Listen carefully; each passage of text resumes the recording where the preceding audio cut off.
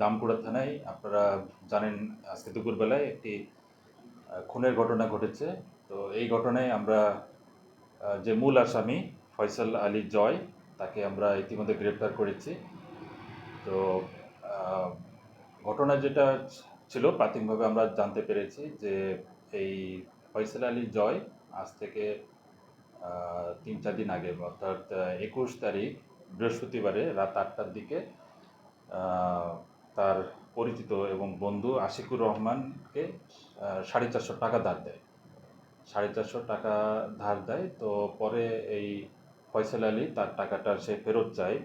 আজকে সকাল ১০টার সময় এই তার বাড়িতে যায়, আশিকুর রহমানের বাড়িতে, কিন্তু সে তখন টাকাটা দেয় না। এই নিয়ে তাদের ভিতরে সেখানে একটু কটাকাটি হয়। তো পরে এই আসামি চলে আসে, ফয়সাল আলী জয় এই ভিকটিম আশিকুর রহমানের বাড়ি থেকে চলে আসে। আসার পরে সে সে একটা অটো চালাতো, সেই অটো নিয়ে পরবর্তীতে সে আবার বের হয়। তো বের হয়ে সে ওই যোত্রাবনস্থ আলামিন স্টোরের সামনে যখন পৌঁছায় তখন এই যে ভিকটিম আশিকুর রহমান সেখানে ছিল। তো তাকে সেখানে থামানোর পরে সে তখন আবার টাকা লেনদেনের বিষয়ে কথা হয়। তখন তাদের ভিতরে এই নিয়ে আবার সেখানে কথা কাটাকাটি হাতাহাতি হয়, এক পর্যায়ে মারামারি, এবং এই ফয়সাল আলী এই আশিকুর রহমানকে এক পর্যায়ে তার কাছে থাকা ছুরি দিয়ে আঘাত করে। তো ছুরি দিয়ে আঘাত করলে পরবর্তীতে আসামি সেখান থেকে পালিয়ে যায় এবং ভিকটিম আশিকুর রহমানকে তার স্থানীয় লোকজন এবং আত্মীয় স্বজন তাকে মেডিকেলে নিয়ে যায়। মেডিকেলে নিয়ে যাওয়া সেখানে ডাক্তার তাকে যারা দায়িত্বরত চিকিৎসক ছিলেন তারা তাকে মৃত ঘোষণা করে।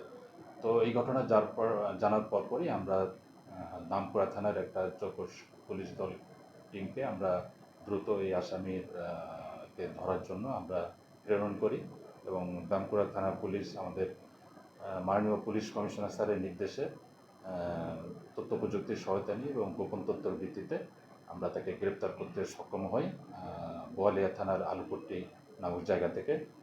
তো এই চাঞ্চল্যকর মার্ডার মামলার আসামিকে আমরা ঘটনা ঘটার ১.৫ থেকে ২ ঘন্টার ভিতরে আমরা মাননীয় পুলিশ কমিশনার স্যারের নির্দেশে আটক করতে সক্ষম হয়েছি, এবং এই বিষয়ে ইতিমধ্যে একটা মামলা প্রক্রিয়াধীন আছে এবং পরবর্তী তদন্ত আমরা করে যাচ্ছি। এইটুকুই আমার পক্ষ থেকে আজকে আপনাদের কাছে আমার এইটুকুই তথ্য আমার কাছে আপাতত রয়েছে, এবং আমরা এই পরবর্তী আইনগত ব্যবস্থা নিচ্ছি। আচ্ছা, এর আগে কি তার